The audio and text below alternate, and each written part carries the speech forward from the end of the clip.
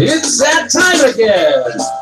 It's the Berkey and the Badger Board Game Babble Show. It's going to get wild. It's going to get wacky. It might even be a little zany. We're going to talk about board games and the board game industry.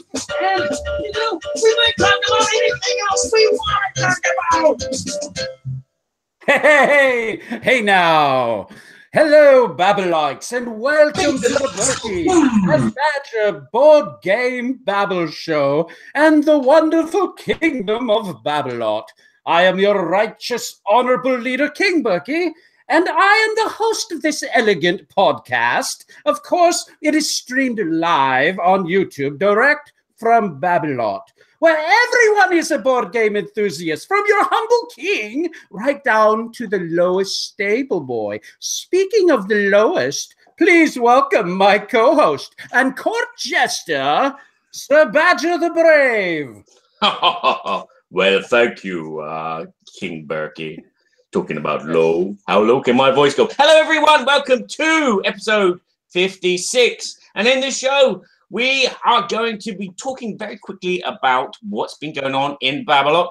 And then we're going to do a roundup of the rumors going around Babblot in our things that make us go, section.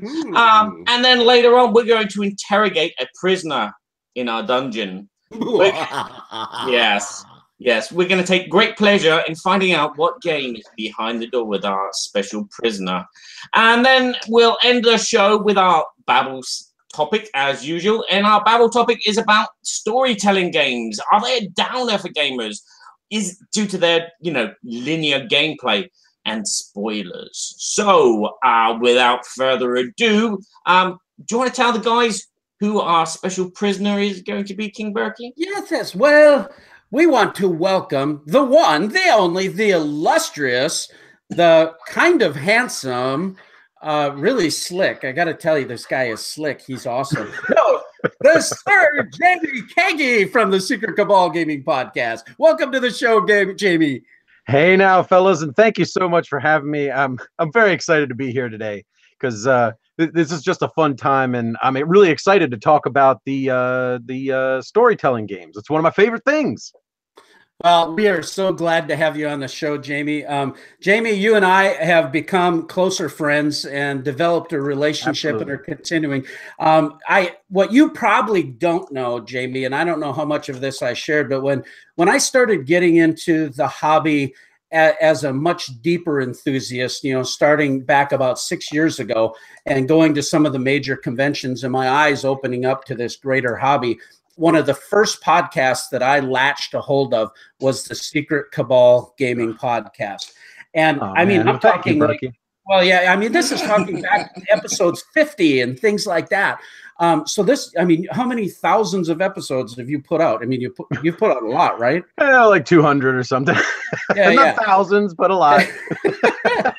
Well, it feels like thousands because these shows are like 3 hours long, but I love them. It takes me 3 hours to mow my lawn. So what do? I got the Secret Cabal Gaming Podcast on.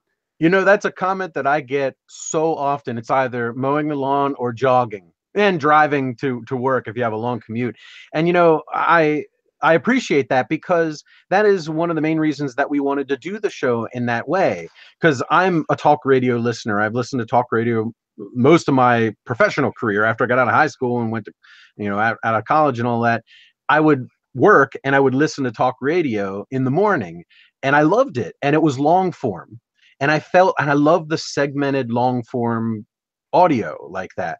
So that's what I wanted to do. I wanted to segment a podcast that was about 3 hours long. You could listen to chunks of it at a time, and it would kind of take you the week to listen to it. That's really what I wanted to do. And I get quite a few comments of people saying that that's exactly how they like to consume it. And, so that's great because it's what I intended. That happens for me a lot of times. If I'm on a short run where I'm driving an hour or something, I might fast forward to the news segment with Tony Topper. It's my favorite by far. But I love the beginning segments where you're doing all the banter between all the founders of the Secret Cabal. And I just love the interaction, the camaraderie, the passion. And one of the things that I know is very important to you is, you just go out of your way to produce a quality podcast. our podcast has nothing on your podcast compared to the. I mean, you guys have just but Barry's fantastic. Don't get me wrong. But don't disparage your co-host, Berkey. but really, you guys are just so fun to listen to, and I've been a fan for so many years. And right now, you have your annual fundraising where you're on Kickstarter, and last year was your first time, and you were able to go full time in this industry. Tell us a little bit about that. Well, yeah, last year we did the revolution for the Secret Cabal to sort of, for me to go full time and start working on this content and put out a lot more podcasts and sort of the extra special content like our audio dramas and things. And really it's been an amazing year. I mean, of course, you know, I've made bad decisions and I've tried interesting, you know, types of content and it didn't work out like I'd hoped and so on and so forth. But for the most part, the year has just been awesome. The Lords of the Dungeon show we added and Dungeon Masters Ludus both. I'm a role player at heart. I love board games. But I've always been a role-playing game first guy. And I'm so happy that, you know, the show had been half role-playing game for like 100 episodes. And then it just, the other guys just weren't playing it as often. And I was playing with a different group and bringing that new group in with Bender, your buddy Bender, and his wife Jess and the others. I love those guys. And it makes me so happy that we get to do all this diverse kind of content for all different people and to expose people to new types of gaming, right? You know, a lot of board gamers never role played before, and we get quite a few comments about how they're getting into role-playing games. A lot of them getting into role-playing games with their kids because of the new shows. And of course, the main show just continues on like it always has. And that's what the Kickstarter's for, is to continue keeping all of that content moving forward. Because, you know, if I wasn't doing it full time, I couldn't do all of that content. No, and I mean the amount of content that you're doing, video, you're doing some vlogging, you're doing the new Lords of the Dungeon, like you say. I've been happy as Game Toppers that I was able to be a part of sponsorship with you know, Lords of the Dungeon. And here it just the show has been evolving, and you've seen the transition. Little Game Toppers there. Yeah. But it was fantastic to see you guys get nominated for, in your first year, you know, the Board Game Geek Golden Geek Award, and then you actually won it. And it comes down to you have a great fan base, but people, and you listen to these people, these new people that you've brought under your fold, if you will, you know, Bender and Jess and Aaron and they're just doing such a fantastic job interacting with one another and talking about this different aspect of gaming. Yeah, and they're having such a, they really get a tickle out of doing this podcast. I mean, like, they were a little worried at first. They weren't, I don't know if we're going to be able to do this well. Like, you know, we went through the pilot episodes and all of that. And, you know, we were just talking about it recently of how, like, when the first couple episodes, it was almost like I was interviewing them because I was trying to get them to talk. But, you know, in like episode 3, they were already like, you know, just taking the reins and going forward without me having to prompt them. And it's almost like second nature to them now. And we're only a year in with like 13 episodes. And I'm just so proud of those guys because we've all been friends. All of the Secret Cabal, from the main show and Lords of the Dungeon, with the exception of Bender, because Bender, we just only became friends with him about 5 years ago because we were friends with Jess before and she married Bender, and he just fit like a glove right in the group. But all of us have been friends since we were in like high school or even earlier. Steve and I have been friends since we were like 12 years old. And I think that's one of the things that makes the show work so well is the fact that we know each other so well. And, you know, we can talk like we talk off mic, on mic, and, you know, I guess make it interesting, I hope. No, it's so fluid. You know, I think it's obvious for those that listen to the Secret Cabal, they love the show, they love the community, love the things you do for them regarding the meetups and the swag and all the things that, I mean, your passion's very clearly evident. And I hope people really go check out your Kickstarter. I know this year you're funding at somewhere around 60,000, and you really, to do this so that you can really focus all of your attention, you really need to hit this $80,000-$90,000 range so that you can continue to do what you're doing, but then also to make the innovations and sometimes it's trial and error. You try something. Hey, is this going to click? Do people really like this, or do we need to adjust and go here? And you need that time. I mean, there's so much forethought that I think people don't realize. They go, you do a podcast, it takes you 4 hours to edit it. And they don't realize that, good grief, you spend 3 hours, setting up your stuff to get it all going. And then you spend 2 days just thinking about how am I going to put this together and I got to coordinate everybody else to get in on it. And that takes a ton of time, right?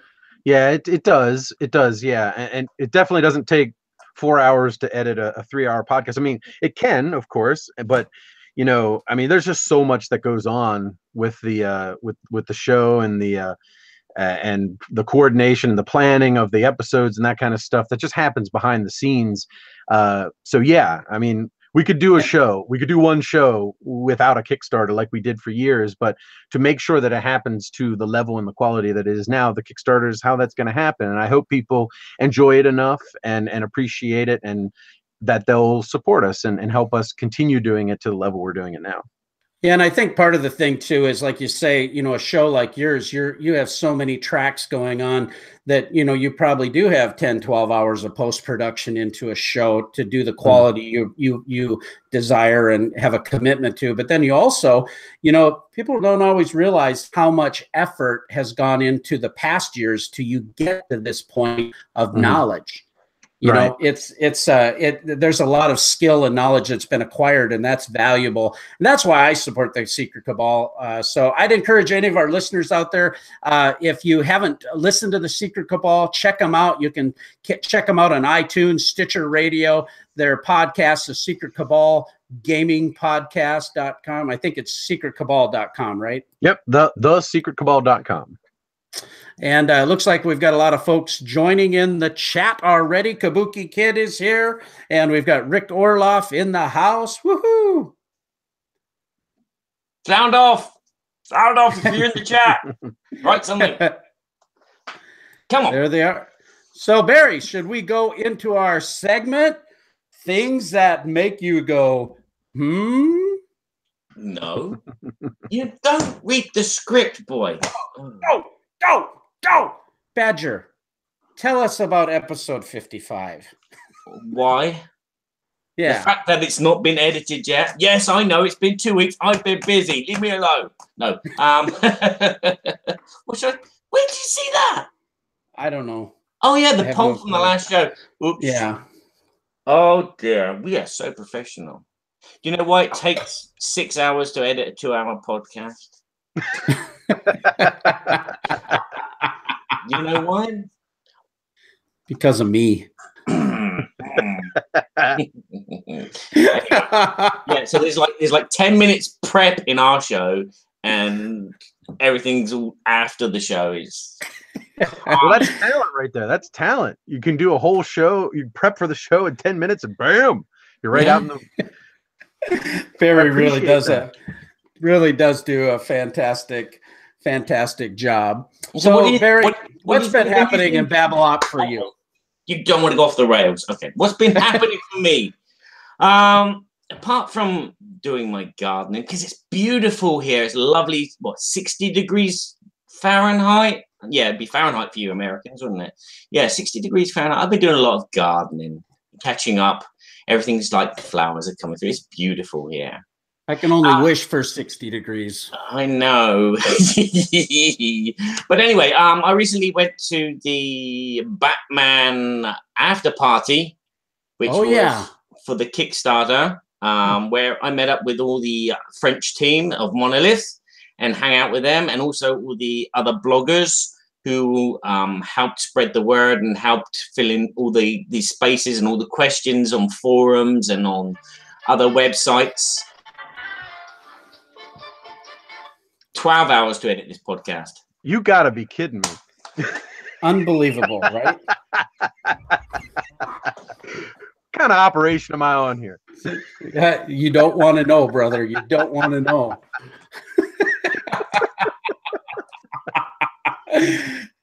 Tell us about the Monolith Party, Barry. Let's rewind. It's lucky I don't have a stutter or hiccups or something like that. And otherwise, it would be a 10-hour podcast. Listen, yeah. Anyway, so all of that crap will be cut out, Jamie. All right. I trust you. Okay. If there's anything you want me to cut out, just say the word. Okay. So yes, there we were. The team, we all got together for a day, have a celebration at the success of the Kickstarter, which has done really well. I got to see a lot of the minis in real flesh kind of thing, if you can call it real minis. And I was very impressed with the Batmobile. Now, I know there's been a lot of people saying, I don't want an expansion, which is just a car, which, and a few missions. But the Batmobile really looked nice. And it was big. It was like a big hand span. I put my hand next to it and it was like, wow. And it looked so nice. And I was tempted to roll it. But, knowing my luck, I would make it try and roll and the wheels would just snap off because it's not a real rollable wheel car, yeah, we hung out. I caught up with some friends that I've been demoing Batman with at Essen and the UK Game Expo.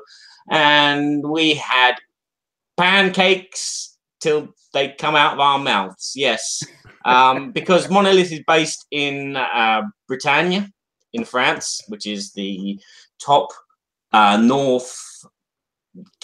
northwest point of France, and one of their specialities is pancakes. And so we were eating pancakes until we were blue in the face. But we played games, we chatted, we had fun. I should have documented a lot more than what I did, but I was just so happy chatting to people, catching up on things that had happened since, and totally forgot that, to be a journalist about it.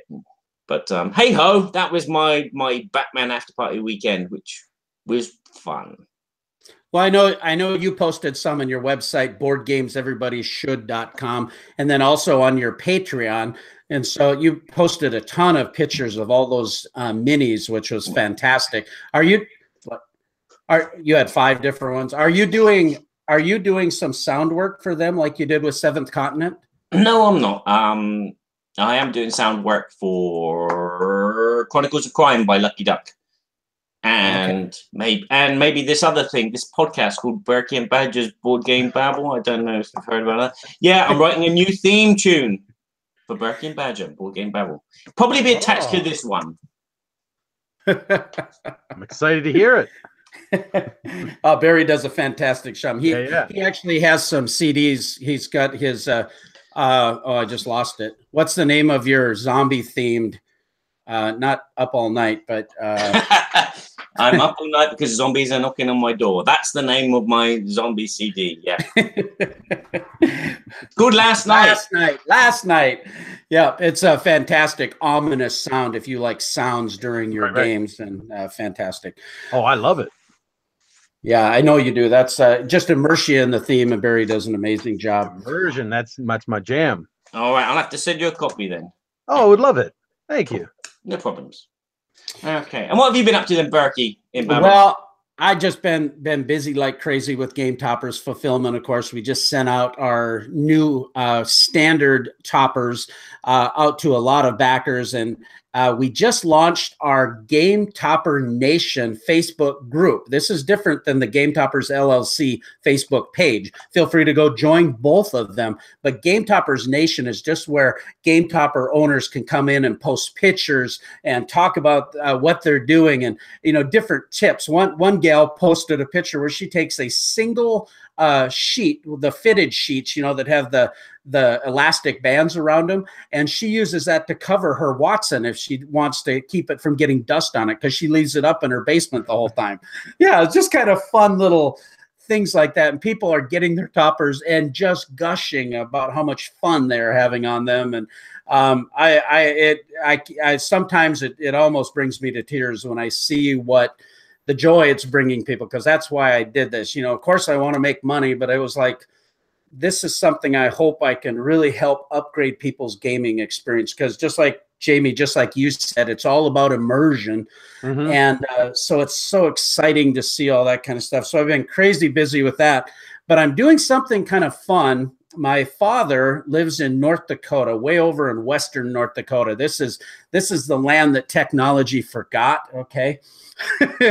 This is like the old West. And my dad's like John Wayne. Okay. Now listen here, Pilgrim. I wouldn't push it. I got a touch of the hangover. I'm not going to hit you. I'm not going to hit you. The hell I'm not. You know. No, my dad, he's a good old boy, actually. He's everybody loves my father. But he's got that kind of mentality also, and he's old school. He's 73 years old, but he does the most amazing rustic wood work. He makes frames and pictures and bar stools, these amazing things. You can see Rustic Wood Creations on Facebook, and he goes to these shows and sells his stuff. But he's made these cabinets for wood shops with drawers and has all this rustic theme. And I'm revamping my wood shop to be a little bit more of a prototype lab for game toppers, where I can actually do some filming in the shop with our new game toppers innovations and things they're doing. And Dad is going to help me with all that organization, because right now my shop is just one big pile of dust. sounds like my shop here. And mine. Mine's a mess. I had to clean this area up a little bit for you. Well, that's what I went to spend a few days with Dad, and we were talking about a lot of things, and it's always such an encouragement to be there. So that's what I've been up to. Okay. And then we got this huge snowstorm again in the end of April. I saw the pictures of your yard, and it didn't. I'm glad I'm here. I'm glad I'm here as well. It hardly ever goes this long, so that's why it all melts, and then all of a sudden, wham, 6 inches and 12-degree weather and wind chills below zero, and you just don't expect that in April. So that's what she said. Well, I'll tell you, Pennsylvania has been very strange this year as well, because we'll have 65, 70-degree weather for 2 days, and then the next day it'll snow, and it's freezing cold at night, and it goes back to like 60-degree weather again. I have no idea what's happening to this world, and it's happening over Pennsylvania for some reason. It's a mess. Well, I think the Twins, Minnesota Twins, they did their opener, and if I remember right, it was only 12 degrees or something like that. It's just like, how do you even pitch in that kind of weather, And but we have no mosquitoes right now, so that's a blessing. That's good. Yeah. Well, with that, I guess what we might as well do is let's just talk quick about our sponsor, Arcane Wonders. Now, Arcane Wonders has been a sponsor of the show since we started, and they have just been such a great contribution to the Berkey and Badger board game show. Of course, they have the Dice Tower Essential line of games, and they've got big hits like Sheriff of Nottingham, Oni, Tama, Royals, of course, and Spoils of War is another game. Boy. And so they have a new hit game coming. This is going to be the big push at Gen Con. It is a Dice Tower Essential game, and it's called Critical Mass. This is a mech on mech game. Now, I honestly, but just full disclosure, I haven't had the game played yet. They just have some of their prototypes when I've been able to see it. I've seen it played at the Gamma Trade Show. I've seen the artwork. It's fantastic.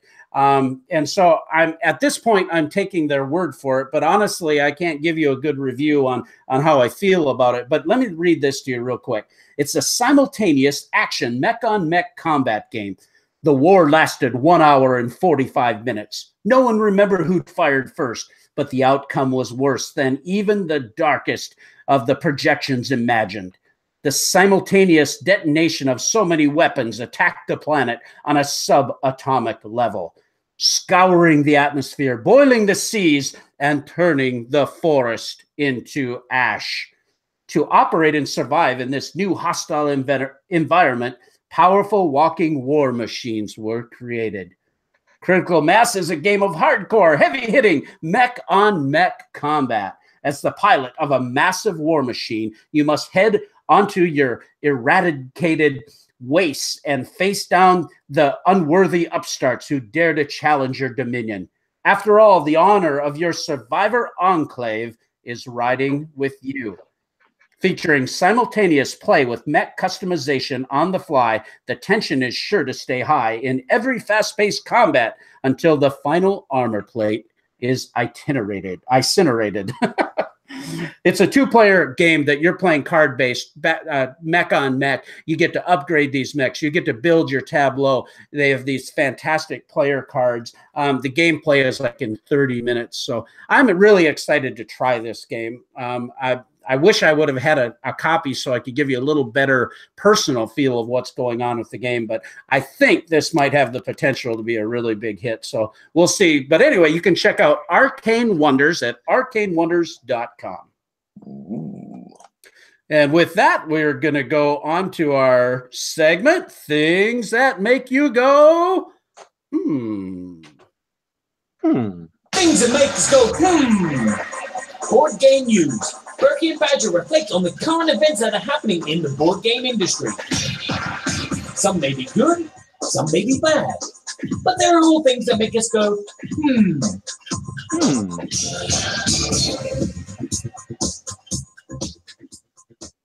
Anyway, fade. So, Barry, what has been making you go, To be honest, nothing really.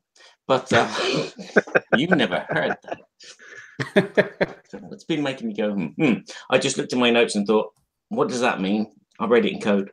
Yes. What's been making me go, is there doesn't seem to be a lack of funds for Kickstarter. There are so many Kickstarter games running at this precise minute. I've just had a quick scroll down page. And I mean, they're not all board games. Some of them are RPG games, and some of them are just components for board games. But there is over 60 odd Kickstarters running right now for the board game hobby. And it's like, it's amazing. People are still forking out money and preferring to fork out money, I think, on Kickstarters. I don't know why. Maybe it's they feel that it's something special. I mean, in the case of Batman, it was something special because it was a Kickstarter-only project, and that is the only way it can, be manufactured and actually you can get it. But there's a lot of games, and I'm strapped for cash. So if you got Kickstarter and you want a promotion video, send it to me. Yeah, isn't that the truth? Yeah. So I have to say that that makes me go too, because I promote my April 4th Kickstarter for months and months and months, and then all of a sudden find out there's Fireball Island right up against me, and then there's Zombicide Invaders up against me, and then there's and then there's I'm like, oh my god, competition everywhere. I know, it's incredible. I have people tell me that, we've got a Kickstarter coming out soon. And you go, okay, yeah, that sounds good. I actually paid the demo of that and whatever. And then all of a sudden it's there and it's like, oh, God, I've got no money to buy it now. Why didn't you warn me? So, yeah, I think one of the things that's been kind of nice, I'm seeing it happen more and more, is that, with the emergence of some of these pledge manager softwares like BackerKit, CrowdOx, a lot of companies are offering the late pledge, and you might not get everything with the late pledge that you do with the Kickstarter, of course, but generally you can still get in on it for a limited, extended period of time. Yeah. There's a few of them. So actually you can back for $1, and then afterwards when the pledge manager gets in contact with you, you can up and, back the whole thing or back part of the thing and still get all the Kickstarter exclusives, which is really fantastic.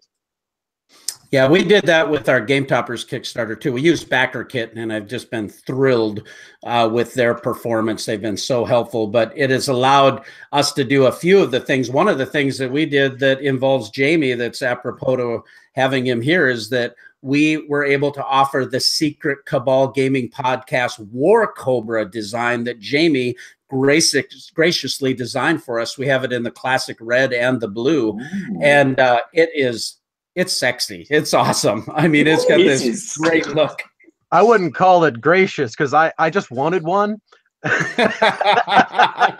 That's like, yeah, go do whatever you want with that. You can sell it all day. Well, give me one. people love it. I just got an order from Canada. They just bought one Watson size yesterday, and that was all in the pre-order store. And Nice. so yeah, it's been fantastic to have that available, and love the Cabal stuff. So that's cool.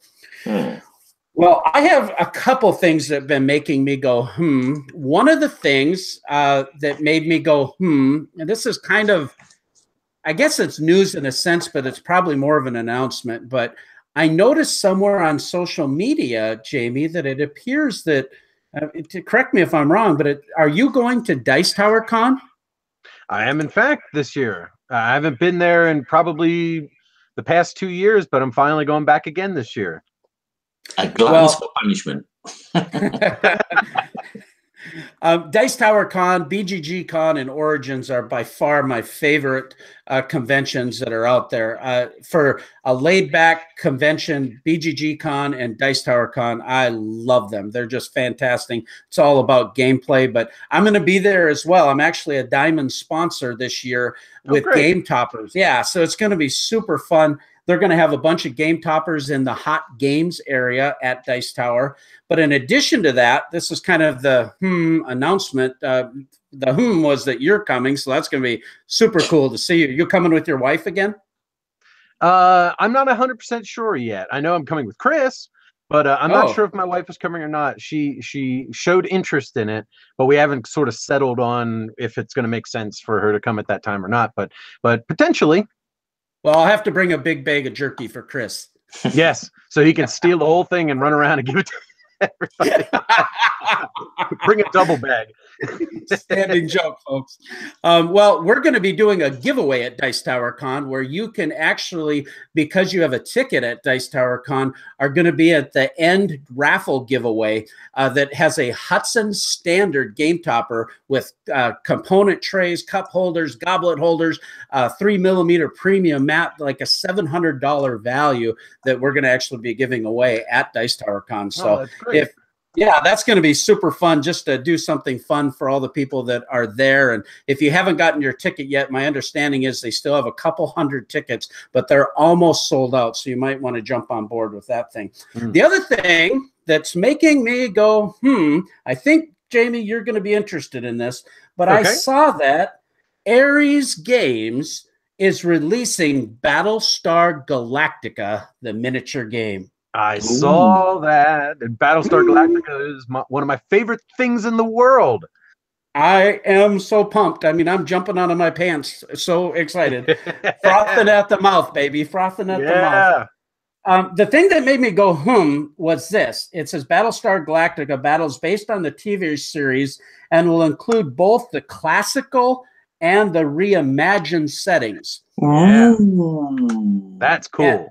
Yeah, that made me really think, because I remember watching Battlestar back in the day with Lauren Green in high school. Right. You know, and Starbuck. And then when they came out with the new one, I didn't know what to think at first. And then all of a sudden I started getting into it. And after the first season, I found a whole set of Blu-rays and watched the whole thing with my son. And we just really dig the new version.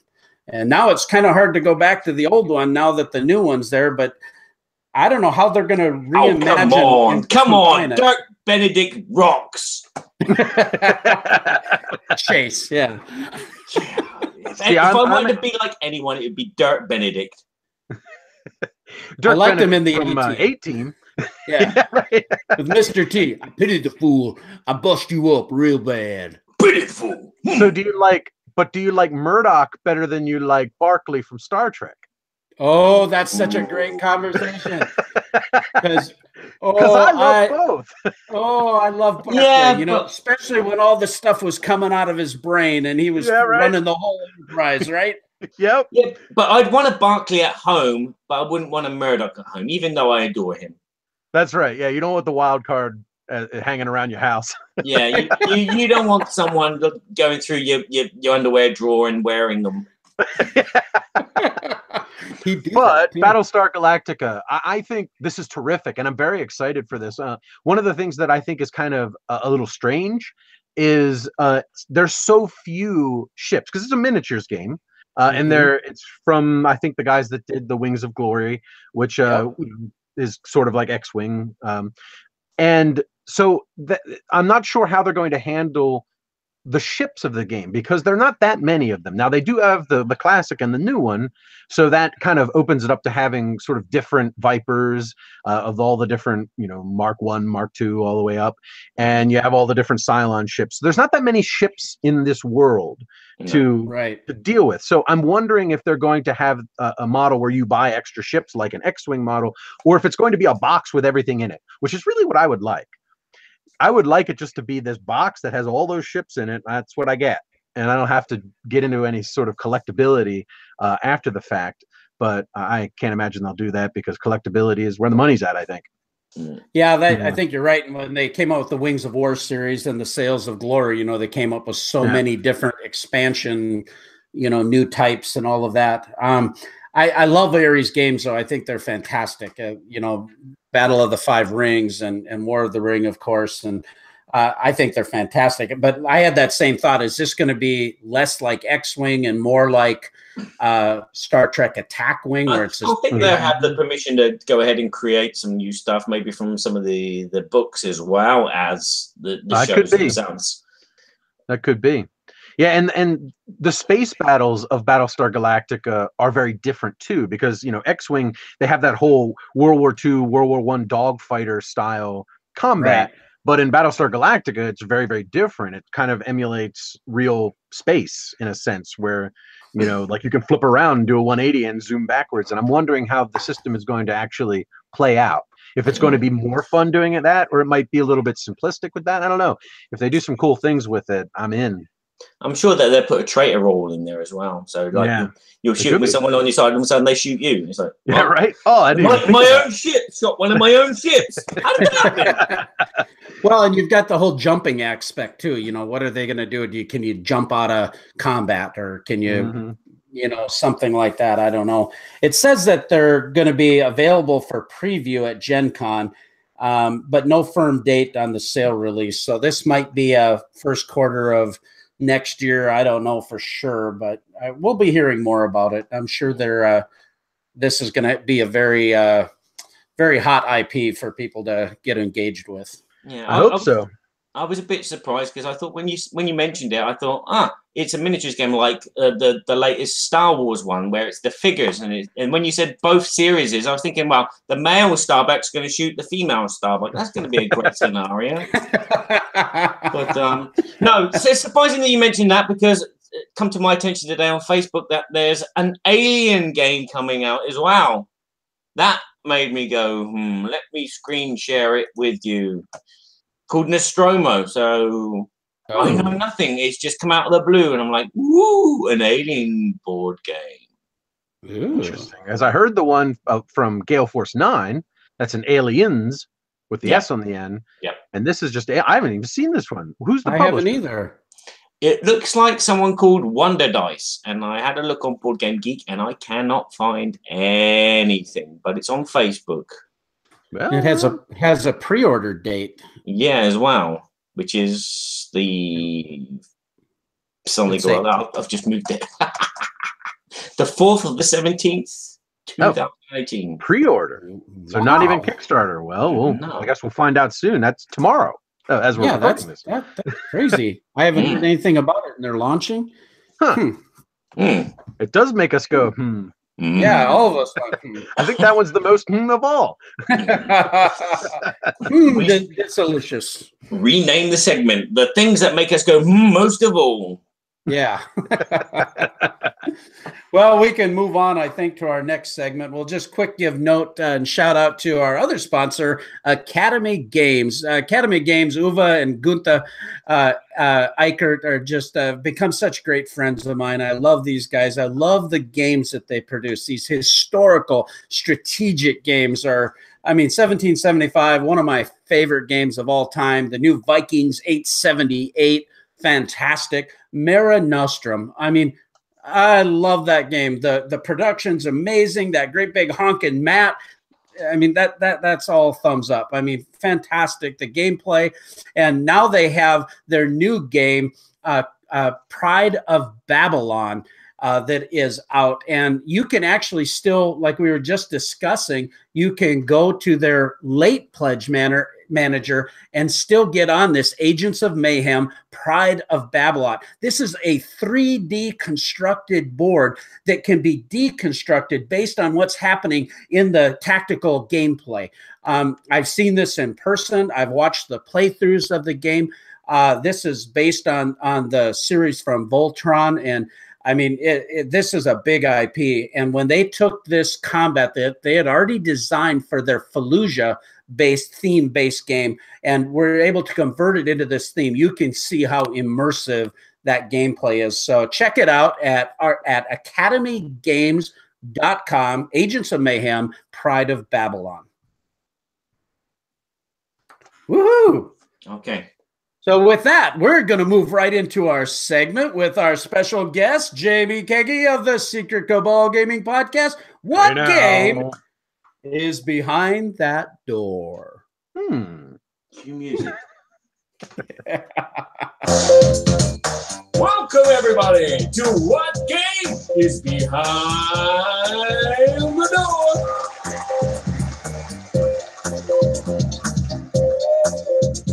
In this segment, we'll be putting our special guest to the test by asking them 3 questions. Questions like, what was the last game that they purchased?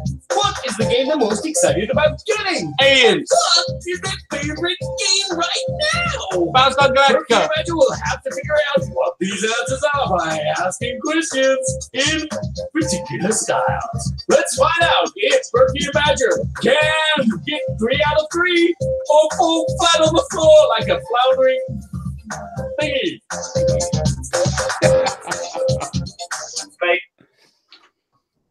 Woohoo! That's the way. Like it, DJ says. Music. Well, tell us about our game show, Sir Badger. Well, here we are down in the dungeons with Jamie Kegie. He's been a very naughty blacksmith. He's been stealing horseshoes from the king's horses. So we're here to interrogate him and maybe give him some punishment, unless he lets us win.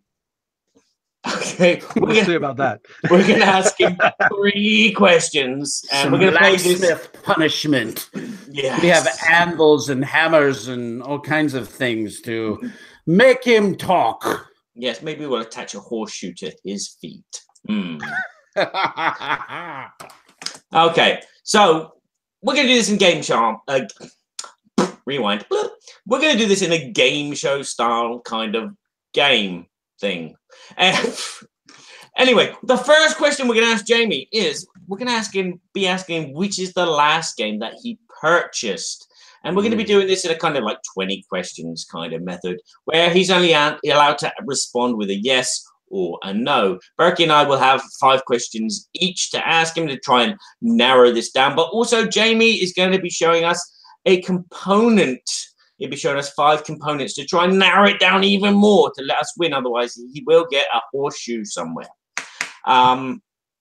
So this is, what is the last game that Jamie purchased? I know where we can put a horseshoe. In his whiskey. I was thinking something else more posterior. Well, thank you, Berkey. I appreciate you treating your guests in such a fantastic manner. Of course we are. Of course we are a civilized, kind nation in Battlelot. Yeah. The crime befitting the punishment. All right. So, what was the last game you purchased? I will start with the question. My question is it fit in a standard Ticket to Ride box? Yes. All right. Okay, and my question is this box made of cardboard? No. Would you say this game is mainly a Euro mechanic involved? Yes. Okay. Ooh. So we've both asked Jamie a question. Jamie is now going to show us and place it right up to the camera, and we'll describe it to you audio listeners. A component, and we need to guess. There's a black bag. For those of you who can't see it, this is an audio show as well. It's not printed on. It's just a standard bag, and we can hear something inside of that. It's either dice or tiles or chits or something. And it's black leather, and it was probably the article that was used to sneak those horseshoes out of, because it looks horseshoe size. It looks horseshoe-ish, yes. Okay, so that's our first clue. Have you got any guesses, Berkey? Gosh, not yet. I was tempted to say Orleans, but that's not a ticket to thingy box size. Okay. Shall we move to question? Yeah, let's move to another. So we have a Ticket to Ride size box. We've got a bag, and it's a Euro game. I know you like your Euros. And I know nothing about you. Can I interject though? Yeah, because please. The question you asked was not, does it come in a Ticket to Ride size box? You said, does it fit in a Ticket to Ride size box? Oh. You're forgetting your own question. I did not clarify my question well, so I want a redo of this is the two-part of the first part. Not only does it fit inside of a Ticket to Ride box, is it a Ticket to Ride size box? No. Okay, that's better. So now I'm going to cross out my little Y next to See how nice I am of a prisoner down here in a dungeon? I correct my jailers. All right, we won't put anything on the posterior, only the anterior, or something like that. Okay. So it possibly could be Orleans. Possibly, if that fits in there. You got to get it down off the shelf and find out. Well, this is kind of interesting because see this here? It's still we're going off the rails right now. I know. Just deal with it.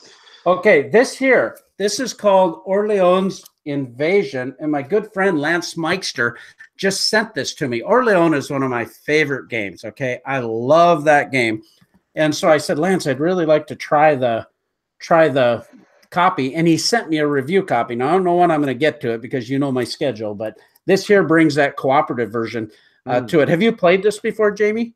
I have not played that one. No, the Invasion expansion. No, I've not. Yeah, but, I'm really I play the original quite often. I love it. Yeah, I love Orleans. And then he threw in this, which I didn't ask for or anything, but it's called The Flow of History. I haven't tried that one either.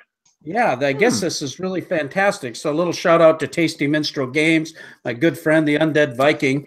But it made me think about it with what you just said. So, Berkey, you've played Orleans then, but you didn't. You didn't recognize that man's sack there.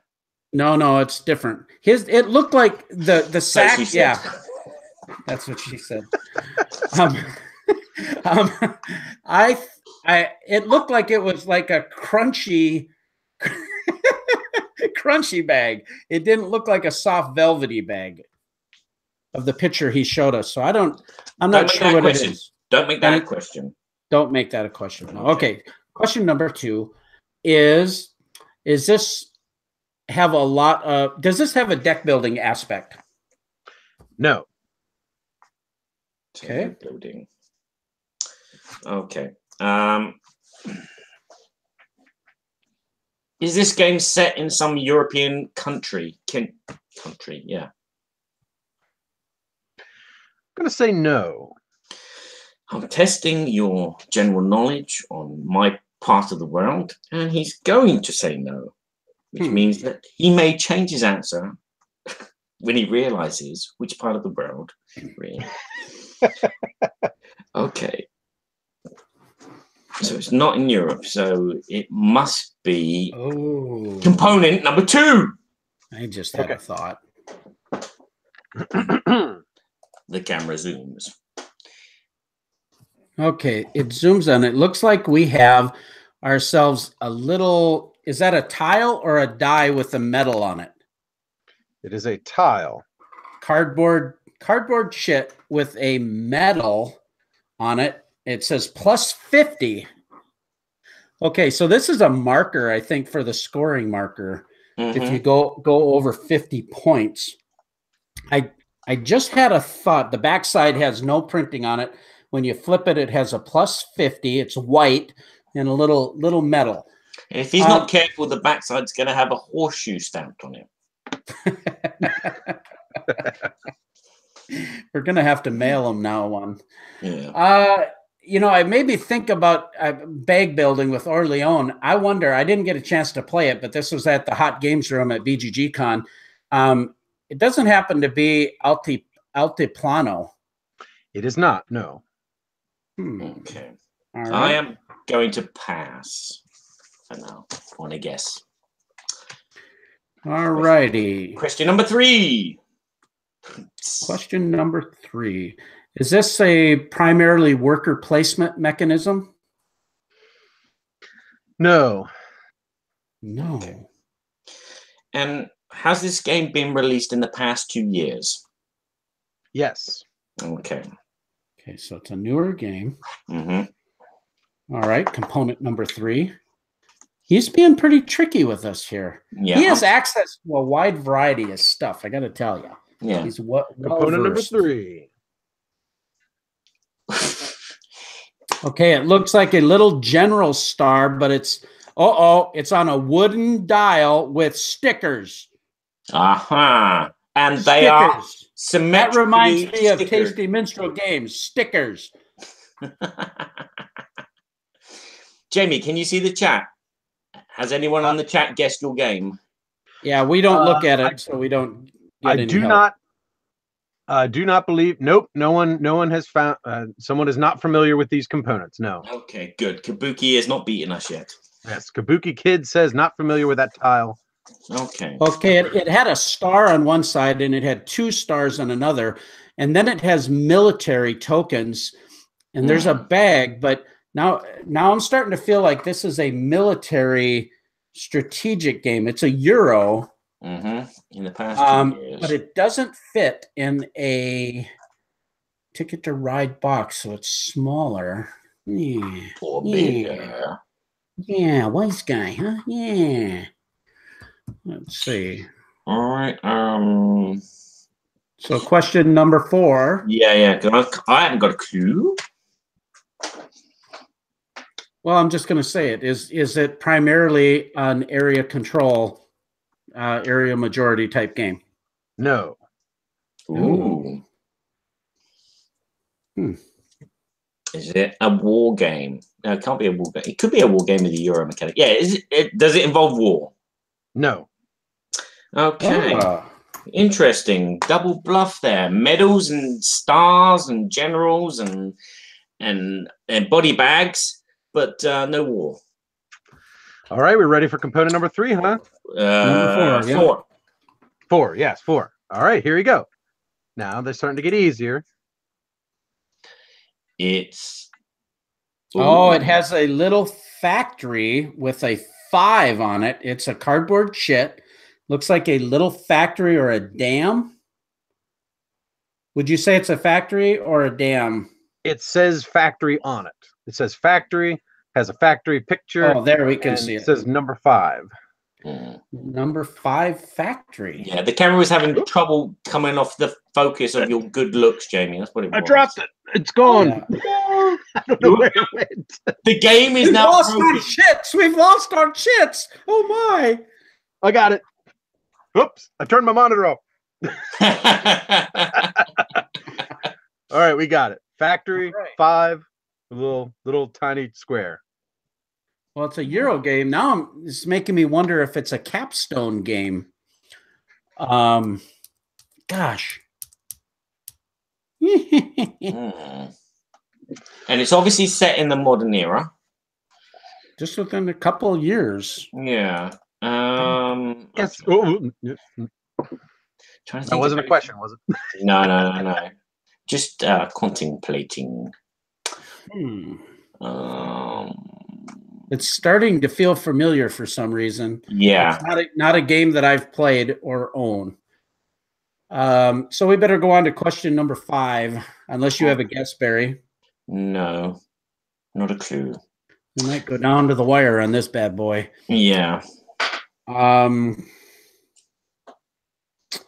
Oh, I wish I could see the chat right now. Maybe they help me out with the question. Nope, they just confirm it says factory.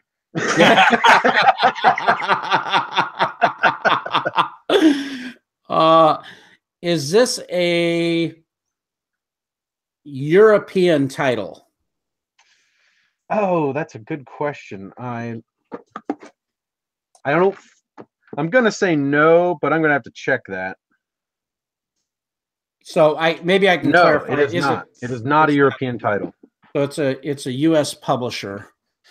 Gosh, that's a tough one because I have a pretty good feel of the type of games you like, and you probably I listened to your show on the way driving home from North Dakota, and I don't remember you talking about it, but maybe you did. Okay. Yeah. Okay. Go ahead, Barry. Oh, I got to give a question, don't I? I'm struggling here. You did your question. I did. What did I say? You said, "Do you like horseshoes?" No, I haven't gotten a 5. American publisher. Oh, I did. Yeah. Duh. Okay, go ahead, Barry. I forgot my question now. Thank you. Is the goal of the game to produce the most of a product? No. Okay. So it's nothing like a car game. Okay. Component. Now, if you know the game, this is the component number 5. If you know the game, you will get this now. If you don't know the game, you won't get this. All right, here we go. Ready? All right, ready. There's a grocery cart cube that has a picture of a tree on one side of the cube, a graduation hat with tassel. I can't really see what that image is. A checkbox and a question mark. Yeah, I don't know what this is. But I am now intrigued due to the dice. It's a wonderful dice. Yeah, shopping cart on it. Yeah, 2 shopping carts. 3 shopping carts. 1. I love to go. Okay. Okay. I'm stumped. Barry, do you have any ideas? I'm gonna have a stab in the dark. So blow the torch out and let's stab this guy. Just quickly. I'm looking at a game called The Estates. It is not The Estates. Okay. Oh, I just saw this. A prisoner has got away with a crime right in front of our faces. There he is. Would you diverge? Tell the world. Tell us what it is. Here it is. Welcome to Centerville from GMT. Oh, from GMT. Yes. And so the reason I say I'm going to say it's an American game because I guess Centerville's in America. I don't think it really says, but Centerville sounds like an American city or town. But it's basically a city building game. And you have the chits, you put them all over these boards. You got the different districts of the town, and you have the university and the airport and all the factories and the power grid and then the different councils of the city over here. And it's got like a Yahtzee mechanic where you roll those dice and you use those dice to build the stuff around the board and score your points and whatnot. But there's a lot of crunchiness going on with it, like a GMT game. It's a little lighter than most GMT games. Now, I will say this also. I have not played it yet because I just bought it.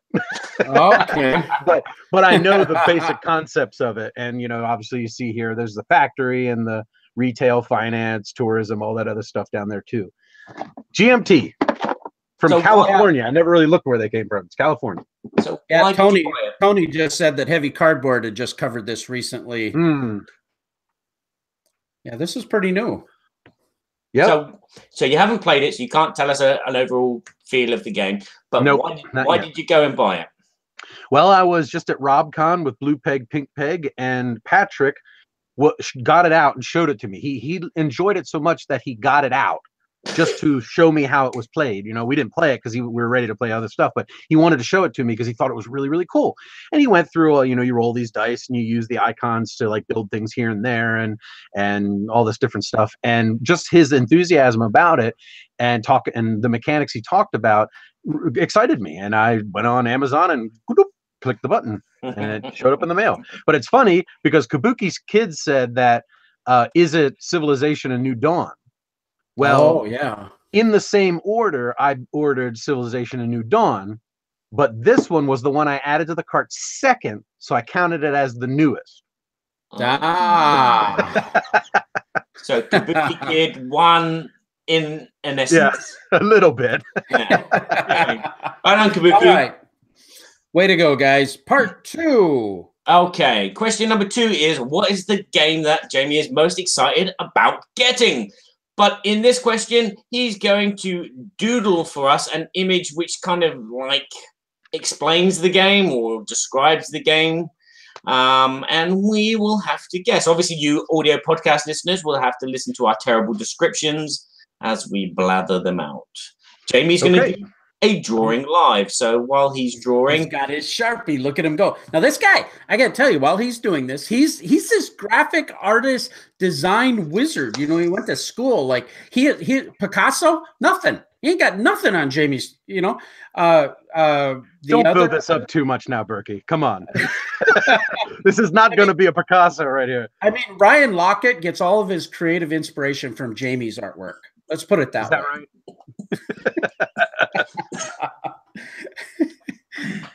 I just put a lot of pressure on him. Yeah. I have completed the masterpiece. Are you ready? Wow. That was quicker than in Telestrations. Here we go. Oh, here we go. Most excited about getting. Okay, he has a picture of a globe with the world. Nice little. It doesn't look like any continent that I'm aware of, but it kind of looks like a guy talking. But then it says plus, and it has a movie screen, reel-to-reel type of movie screen projecting on a projector. Actually, that globe looks more like a duck in a circle. It could be considered a duck or a big-nosed guy with his mouth open. Oh, yeah. Weird ears and humor. So he's got, it's a cinema projector and the world. World Cinema. Is there a game called World Cinema? No. World Cinema. Yeah. Okay, so this is a much more popular and widely known game than the last. I will give you that hint. Okay. So it could be no, it couldn't be the networks. No, yeah.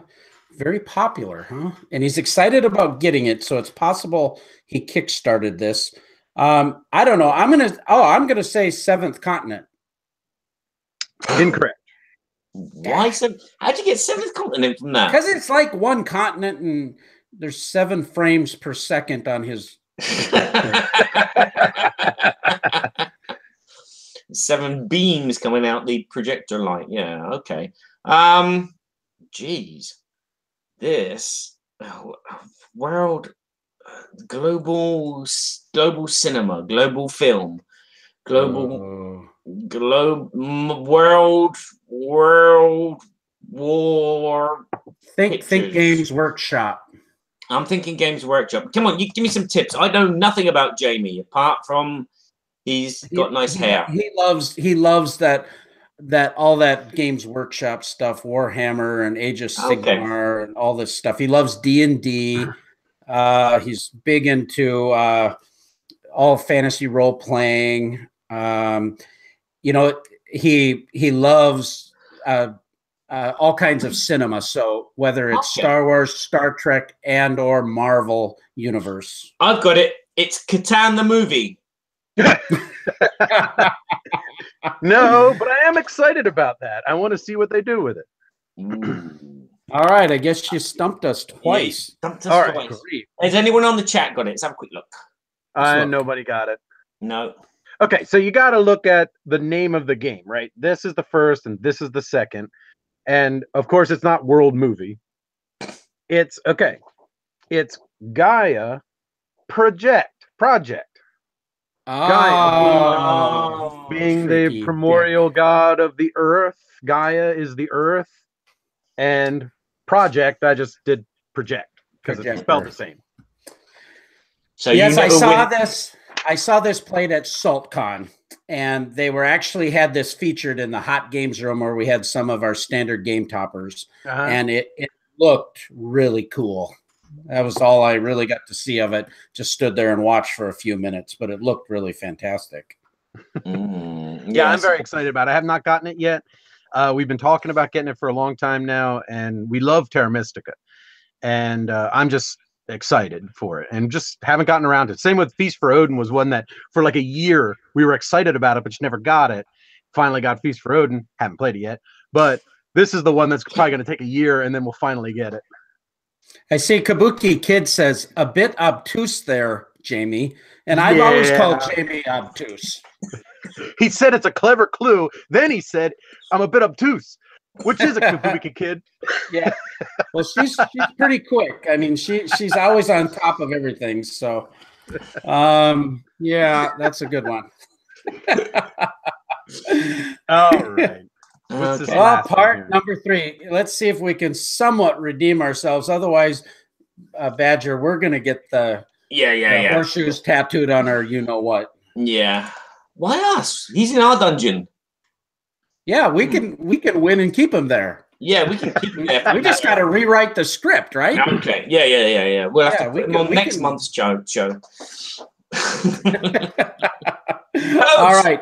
Number 3. Jamie, what are your No, the third question is, which is the current favorite game? This is the game that he's playing the most, the game that dreams about, the game that he wants to play right now instead of be with us bozos, and the game that he wants to take to bed. I love saying that. Berkey doesn't saying that. I would take it to bed. Yeah. And stroke your fingers through the components. So in this question, we are going to be given 5 one-word clues from Jamie and be given a chance to guess in between each one. And we've got to try and guess what it is. Now, judging from his drawing skills and his prolific, not very good at telestrations kind of clues, I think these are going to be hard. He's an evil mastermind. He is. Well, we'll see about this one. This one isn't as hard. Okay. Okay. You ready for your first clue? Yes. Ready. Okay. My first word is horror. Horror. Okay. So, that could be Cthulhu based. I don't think it would be Last Night on Earth for starters, because that's an old game, and I think Jamie's probably evolved past that and probably more. Could be Arkham Horror. You know him more than me. I haven't evolved past Last Night on Earth. I'll point that out. I love all of their games. Well, and that's right. I think he likes the Zombicide stuff too, but I'm gonna just go out on a whim. The key to this is current. I think I probably know a lot of his favorite games from the past, but current I probably don't. But I'm gonna go on a limb and say Mansions of Madness. You got it, Berkey. Easy. You got it. That is my current favorite game. And it's apropos because of our topic today, because it is an amazing storytelling game with really fun gameplay. It's very replayable, and it's just a beautiful game. Besides, it's the game that our group always has as like right there on top. You know, anytime that we go to play a game, it's like, are we going to play Mansions of Madness or this other thing? You know, and a lot of times the other thing beats it out, but still it's always in the short list of what we want to play. And we will say, do you want to get together on Saturday and play Mansions of Madness? And people will say yes, you know, instead of, do you want to play board games? It's always that one is the one that's mentioned that everyone wants to play. And that's really the reason. Now, granted, my very favorite board game of all time is Glory to Rome. But when the question is stated right now in this moment, that, you know, changes from day to day, what I want to play right now. And Mansions of Madness, though it is my favorite in this moment, it continues to keep coming back as my favorite more regularly than any other. I love had that kind of in my mind that it was going to be Glory to Rome or maybe Forbidden Stars. But I knew when you started saying the clues that we had to go a different direction. Yep. Yeah. Well, that's fantastical. Yeah. Very I good. see we got Chaz is in the house with Paradise. Welcome to the show, Chaz. Hey, Jamie, while you say Mansions of Madness, did you see the new Mansions to Madness insert that Ben from Daedalus is doing?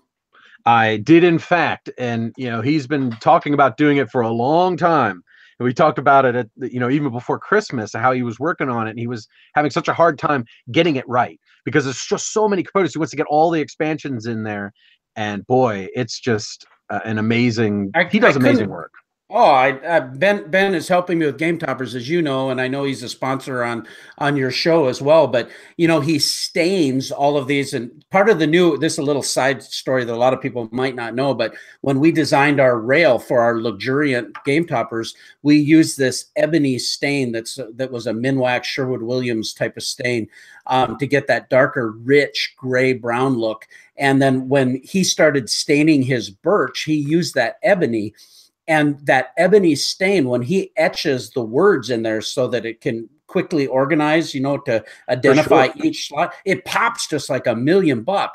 And when he put that Mansions to Madness insert together, I mean, it stacks and it looks like you're walking into this huge hotel almost. I know.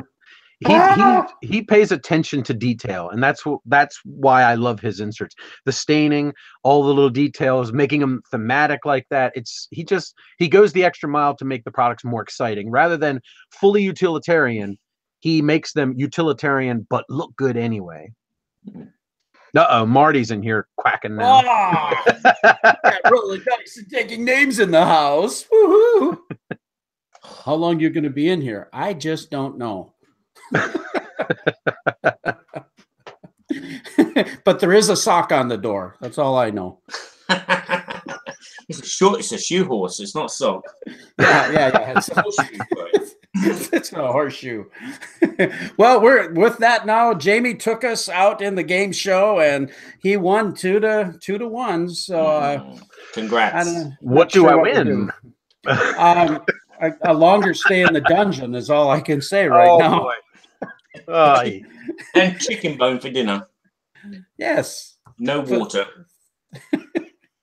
Well, let's move on to our next segment with the Babble topic. Hey-o.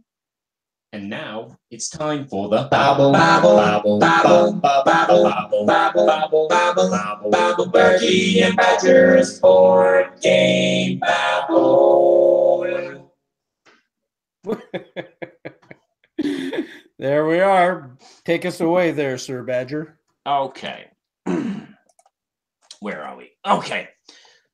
So, yes, I am the court jester, and I get to go out into Babblot streets a lot and mingle with the commoners because Berkey is a little bit above that. And I've been listening to the babbling which has been going on, and a lot of people have been talking about board games with narrative elements, stories, or, you know, like a line of play. Should they be considered real games or just one-off experiences? Oh, my God. I can't even read my own writing. Let's start again. Ding, ding. Take 7. And one of the things that people have been babbling about is board games with narratives. I can't say it. Narratives. It's an English word, not an English word. Yeah, but I'm a narrative Englishman, so I should be able to read it. Narratives. And one of the things that they've been babbling about is board games that have narratives. Narrators. We like narrators.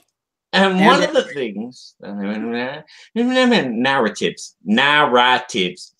And one of the things they've been babbling about is board games that have narratives, a story or a line of play. should they be considered a real game or just a one-off experience if you can only play them once? So we're going to be chatting about some of these story games and evaluating, should they be classed as games because they have spoilers on them, like in a film? And what's the point if you know the end of the story? What's the point of going through the story if you know the end? Interesting. So, does anyone have any of these play once games on their shelves? Oh, certainly. I have quite a few of them. Time stories for definitely. Each one of those stories you can only play one time, and then you know the story. We have tried a bunch of these different escape room games, like the Exit and Unlock, and I know there's I don't remember what they're called. They're called Escape Room in a Box, some variation of that, number of those. And of course, we played a lot of those. And I think one of your points there was when you play them once, is it really a game at that point, more of an experience? And I think it really depends on the game, because both of those two different sides of the story, when it's an escape room type game or an unlock type game, I would say no, of course, but like things like time stories, I can play them more than once and be all right with it. So I really think that there's such it really depends on the situation and the game itself, whether it's fun. And that's where all the fun is derived, as you kind of figure that out and Yeah, and I think if a game has multiple roles in it, where maybe in one game you're the big bad and the other game you're working with a cooperative group, you can come back and play that game when you were once the cooperative player. Now you can be the big bad in a sense and still get some experience out of it. Right. I mean, looking at games like Time Stories, for example, and I know that we've played the Time Stories games, not every single one of them at this point, but a good number of them, and we've had fun with almost all of them. There was only one I didn't really dig, and it was the medieval fantasy one, because I think it went off the rails from what Time Stories really is for me. And experience is really what it's about, right? It's the experience of going through the process of playing the game. And well, let me first say that you said, can they be called a game? And I said, and the way I feel about that is, of course, they're a game. And I think that anybody who says it's not a game doesn't know how to act right. It's a game. It's a game. Just because it's a different style of experience that you're getting from the game doesn't make it not a game. Now, we have played, actually, I haven't, but I know Chris from the Secret Cabal has played the first one, the Asylum one from Time Stories, a number of times with different people. And he actually derives a lot of pleasure from playing the game with those people and watching them experience it. And he's sort of going through the process with them and letting them make the decisions, but he gets to help with the cooperative aspects of it, of like, okay, let's figure out where to go and what to do and all these different things. But they're making the real hard choices themselves. But he has fun experiencing the game with other people. And I would have that same experience, because Mansions of Madness is a good example of it, where I've played the same scenario multiple times and had fun every time I've played it. Even though I know the end, I don't care. It's still fun.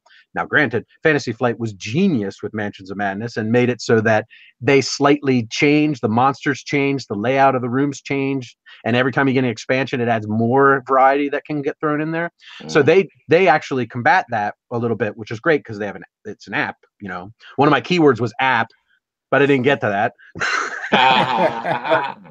But really, I just think that you can find fun in a lot of different ways with these games. It doesn't always have to be the discovery or the twist at the end. There's more to games than just that, and particularly these. And I think you can have fun with it. Kabuki Kid has made I think a really valid point, and says those that would probably say the same people who would say that D&D is not a game. Right. And, D&D, obviously, we're doing a ton of storytelling as the GM, right? For sure. Yeah, and I mean, a lot of people would say the game of Dungeons and Dragons is the building the character and rolling the dice and making the decisions, I guess. And then the other half is the narrative side of it. And I don't when I play D&D, I don't separate those things. We try to integrate those things as much as we can so that it's a fluid feeling when you're playing, a fluid experience when you're playing. And I think a lot of these games are striving to do that board game wise, like Time Stories. I mean, I'm so immersed in the experience of what's happening that sometimes the cards go away for me. I just feel it's happening. And does that make it not a game? No. Like, I'm still drawing cards and figuring things out and, you know, managing my time and all that other stuff. There's game aspects to it. It's just focusing on a different aspect of that. Well, and I think theme has such an important concept. I remember this was a couple of years ago when the Fantasy Flight Game Center was just doing their grand opening, and my son and I went down to Minneapolis to check it out, and we stayed at my brother's house about an hour away. Well, we're driving to the store, and Josiah read to me all three. He read to me the whole backstory of TI3, the whole universe. Then he read both expansions. And by the time, and he read it dramatically to me as we were driving through traffic. And I was so immersed in his reading of this story because it's quite lengthy. But this theme came through that I was so jazzed about the game because of the theme and the premise. And it's the same thing with these other games, I think. You know, when you have a story background that is really thematic and you start to bring what we've talked before about this immersion, you know, maybe we have a soundtrack, we have this great story that some thought has been given to. Yeah. And I know you're taking it to an area that's not about games that are specifically meant to be storytelling, right? Like Time Stories and Mansions of Madness, you know, like Sherlock Holmes Consulting Detective are all really supposed to be about the story that mechanics support. And you're taking it into a zone of a board game. That's a tactical, you know, area 4X, whatever board game that the theme is integrated into. And I think that that's very important too. Because here's an example. In our last episode, we reviewed The Pursuit of Happiness. And that game, to me, is one of the most thematic games I have ever played. And it's not, and when you look at the board and you look at the cards and you look at what you got in front of you, you would never even think that this is going to be a thematic game. But what it is it pulls these feelings and emotions out of you by the way it operates. It hits on things that hit home to you, like relationships. You're trying to get married and you're dating a woman or a man, if you're the other side of the card. And yeah, I'm the other side of the card, love it. And you're trying to, you know, you start a relationship with them, and then you begin a family with them, you get married to them, and you get jobs, and you start projects, and you get involved with the community if you're in the expansion there, and you buy cool stuff like cars and things. And the game, this is the way we talk about it. We actually talk about it in the show that's releasing this week. The immersion of the game is in how you really want to do things that might not even be good for your gameplay. Like, I want to buy that thing. I want to buy that cool thing, but that thing actually scores me more points, but that follows my story of my character. Yeah. And those are the best games because I have to fight or I have to alter my story in some capacity, because like in Pursuit of Happiness, life might give you things. You might change. I might not like board games in 10 years. I might like football. I don't know, you know, so I'm going to change as a human being as time progresses. And this game kind of forces you to have to make those choices to win because you're trying to get the most happiness possible. And the immersion that I get with that really is about storytelling. I'm telling the story of my guy from teenage to death, and I want to make it the coolest story for my own head. And Near and Far and Above and Below do the same thing for me. How I feel as though my little adventuring team and my little community that I'm building is building a story in my own mind. The game is facilitating it with cool mechanics and cool artwork, but I'm really building the story myself, and the game promotes that to me. Okay. So knowing the ending of your story doesn't really detract you from replaying the game again, much like you just said, Time Stories. You know the end of the game. You play with a different group of people, but you get a different experience. And sometimes you forget yourself that, you know, wait a minute, this feels different. I'm in a different situation. We're going in a different direction. Right. Even though we're trying to get to that same point, I know it's over there somewhere. So that doesn't detract from replayability of the game. For me, it depends. Like I said in the beginning, it does depend, because I mean, Time Stories, if I like the story, I would be inclined to play it again if I had new people to play it with and have a different experience with it.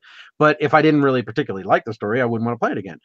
When it comes to the like an unlock game, you know, so like a film, for instance, if you know the end of a film, you don't sit through it again to watch it. Example, I do. I will. I could probably recite every line from Aliens right here for you, you know, because I love it and I don't care. No. But I love the movie. There's a ton of movies that I've watched a dozen or more times in my life, and Aliens probably like 100 times in my life, because I love the experience of watching it, even though I know what's going to come up. And with a lot of board games, I want to feel those experiences again. Battlestar Galactica is a good example. Kabuki Kid just talked about episodes of time stories. I've watched Battlestar Galactica, I think 9 times now from beginning to end, because the newer one, because I love the show. And every time I watch it, I find new things with it. And many board games don't do that. And the replayability doesn't happen because of that, but some do. And I can find new ways to enjoy it. Yeah, I think that's a really great point, because you take it over to cinema. You know, there's so many great movies that we just watch. I mean, we're going through watching all the new Star Trek Enterprise, you know, with Jonathan Archer and that whole series. Yeah. Again. We just finished Deep Space Nine, my wife and I, again. And, you know, I'm finding different nuances as we listen to it again. And I've watched these things already a ton of times, but, you know, it's a constant engaging scenario. And I think some of these board games can maybe facilitate that. Other ones, you know, might be, okay, we know the end. And if it doesn't totally change, or if I don't have a new play group. And I think this is the thing this is an interesting little sideline, I think, to the topic. But what about legacy games that are an ongoing developing part of the game that, in a sense, has a narrative, because we all had these experiences together that created a story while we were playing that legacy element? Right. I'll be honest with you that legacy games don't get played much with us. And that's because we have a really difficult time getting the exact same group back together often. It's hard. And also, my wife doesn't play games regularly, and Chris's wife doesn't play games regularly. And every time we're together, we have 2 to 3 new, or not new, but like get swapped in and out. So legacy games don't get played very often. But I played a whole bunch of Charterstone. And Charterstone was a great example of that. I probably got about 2/3 of the way through. Still trying to get to the rest of it. But but that game is one that achieves all of these things. I'm building a story with my people. And what's great about that game is that it takes away some of that story. Like, you name a character and you're playing with him, and then the next game you don't have him anymore. Someone else might take that guy, and it makes me almost I'm a little sad, because, you know, Joe the Wizard is over there with him and he's not with me. What did I do wrong? Because the story that I'm building in my head is kind of important to me as part of the game. So I actually have these, you know, to some capacity artificial emotions about the game, but I feel them while I'm playing, and that makes for a good experience in the game. Okay. What about go on. Oh, I'm sorry. Just to follow up on that, we have the exact same problem. My game group, we just rarely can get together. And then we've got so many different style of play within that group that people like to play. And so finding that consistent game group is really a challenge. You know, I'd love to play Gloomhaven. I'd love to play it, but I know that I'm not going to get a group together to go through it. And as much as I think it's brilliant and all I've heard, I doubt I'll have a consistent play group. We started doing a Seafall campaign, and we got through about 6 of them.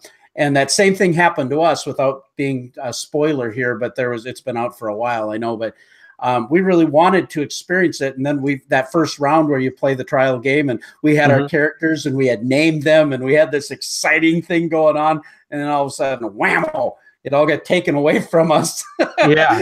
Those guys died. And it was like, you know, and but then you move on and you got a new story. And I enjoy that a lot. I love that, but it's so hard for me to get immersed in that because of time frame. Same thing with role-playing games. It's the same scenario. We don't have a group that I can join regularly on that. Right. One of the great things about Gloomhaven that Isaac built into that game that makes it an amazing game is that you don't need that same group every time.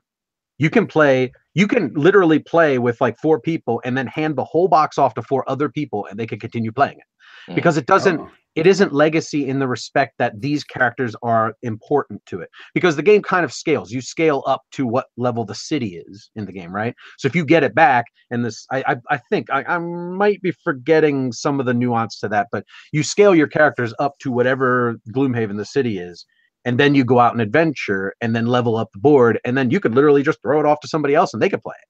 And new people so come in if you're a latecomer to the game, there's an existing game going and you've got a leveled up character, another player coming in, they can level up to that to still be competitive. And right, there's that basic level up to that point kind of thing in there, which really helps the game be a lot of fun. Because I mean, there's like 95 adventures in there, and I defy most people to play 95 adventures with the same core group of people. You're going to be having people come in and out all the time. If you do, wow, your gaming group's awesome. But and I just think that's cool because that also lends to the story. Like, there aren't these 4 people in the world. There's numerous people in the world, and anybody can come in and out and go on these adventures. There's a thing in a role playing called the West Marches. West Marches. And it's a style of role playing where you play with tons of different people, and whoever can make it to the game session is who the party is. And after each game session, all of your characters leave the dungeon or whatever, go back to town and talk about what they did with the other players, which it could be on a forum where you're like, oh, we did this, we did that, we did this, and we found this really cool thing, whatever.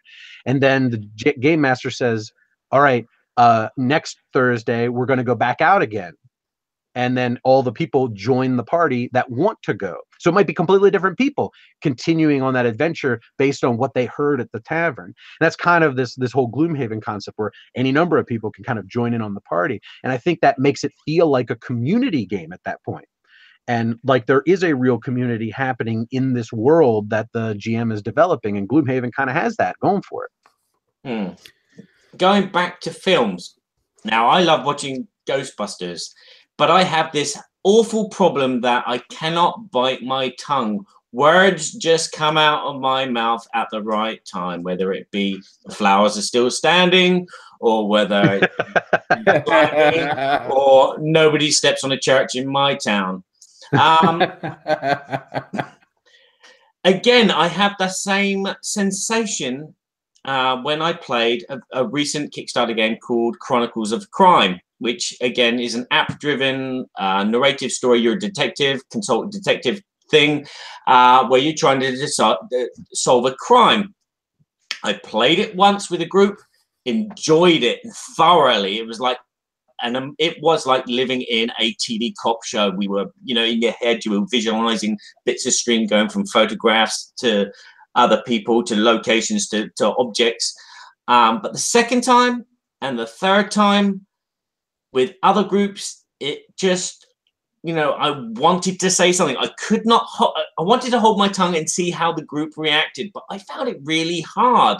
And I've done the same with time stories as well. It's like the first time we got so far, and like I played it a second time with another group, and I just, wanted to punch someone because they weren't listening to me, giving them advice about, because I knew what was going to happen. Mm-hmm. And it was like, back to square one with the second group. And I thought, no, I'm not playing this anymore. I'd rather read a choose your own adventure book. But I could totally understand that.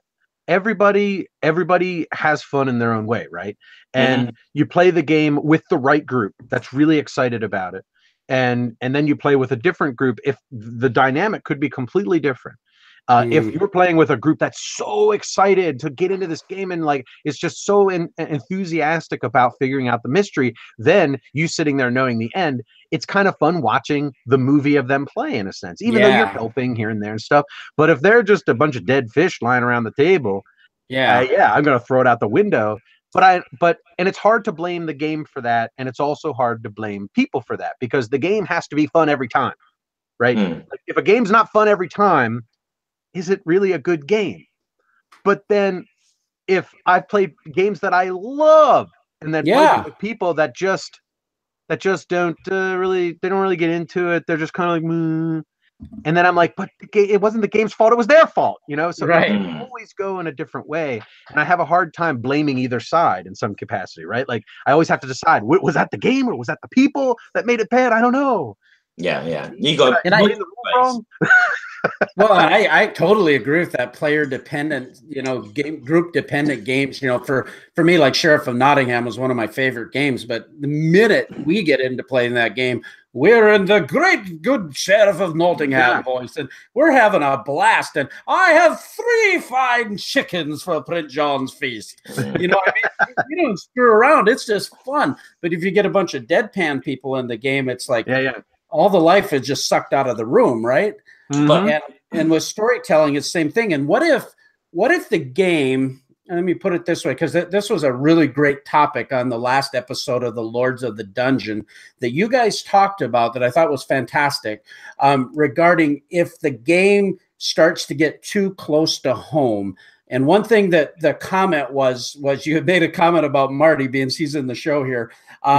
The fact that, he says, leave my family out of it. If we're having the zombie apocalypse, I don't want to be seeing, I don't want my family involved. And I was like, yeah, amen. That's exactly how I feel. I don't want to have to deal with that aspect in my fantasy gaming that brings any form of reality to a situation that would be dark like that, where other people don't feel that way. But can a game then get too close to home in the narrative is kind of what I'm saying. For sure. I mean, that's something that a lot of role players have to worry about. In that example you gave when we were talking about the end of the World Series, in that game, you play yourself.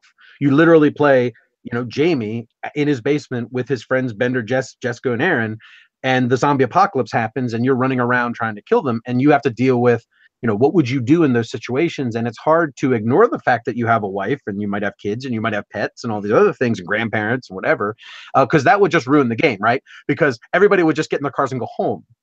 And then there's no game left, right? So, but that's something that you have to worry about a lot of times with role-playing games. And it's very difficult sometimes because sometimes you want to have a very gritty game.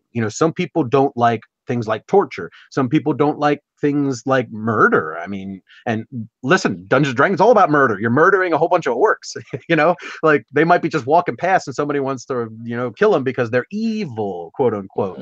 But I mean, there's so many things that can be added in, and people have their line. When villains speak to players, the way they speak to players, if you were speaking as almost a realistic type villain, they might be kind of brutal and say some mean things. And you have to make sure that your players are okay with the way you're speaking. Now, we've been playing together for, I've been playing since I was in middle school, and we've been playing with our current group for probably about 6 years now. So we know exactly where the line is. And I don't think we have one, but but I mean, like, there's some stuff that we would be like, you know what, that's not cool. I don't even want to hear about that in a game. You know what I mean? And that's the situation. And it's, where's that line of fun? Because it's gritty and challenging and like grim. A lot of times, like Warhammer 40,000, it's a very grim setting. And not everybody's into like reading about all of that, the despair and poverty and slavery and horribleness. Some people don't care. What was that one game that just came out that was all World War I believe, and it was very dark. It just came out not too long ago. World War I. I thought it was World War I. I'll tell you a good example, Berkey, is This War of Mine.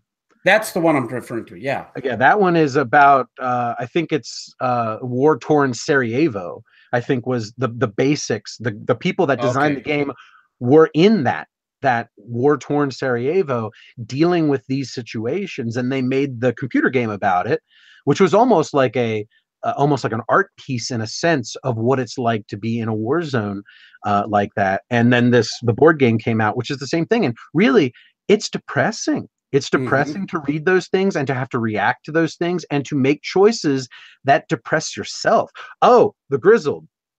Paul just said the Grizzled. That's probably one you're thinking of too, because that's I was thinking the one you just said, because there was some issues there where you had to deal with issues like suicide and things of that nature that were very, very dark. And hey, like, is that fun? I don't know if it's fun to deal with like stealing food from the old people next door and making them starve. I can't say it's fun, but it makes you think. And not every game has to be like, yippee, we're having fun. You know, sometimes What? the game can be fun because it's an experience of something you've never experienced before. Maybe you don't want to play that every day because you'd be a very depressed and sad and downtrodden person because you only play horrible games. But I think that there's a place for it in the world, and being able to experience those things through a safe way, you know what I mean? So you don't have to, you know, really live that kind of stuff, but you can get a better appreciation for people who do. Yeah, that's interesting. Kabuki Kid made a comment too about Secret Hitler, you know, that it was a little bit uncomfortable because of the theme. And Sure. I had similar feelings actually when I heard about it.